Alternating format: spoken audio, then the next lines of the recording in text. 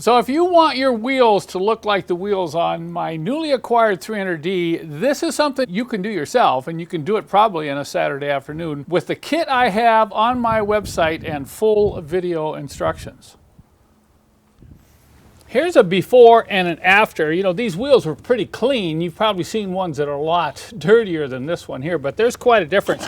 One little tip when you're spraying this silver paint on, don't spray it on too thick or you'll get runs. You want to put like 2 or 3 light coats on it so that you get this nice even metallic gloss. You put it on too thick and you're going to get splotchiness. And just to show you how close a match this is to the factory, guess which one of these wheels is factory paint and guess which one I just painted. Well, this is the one I just painted. You probably could tell from the hubcap. And this is a factory wheel that has not been painted. So this is a very close match for a single stage non-clear coat paint.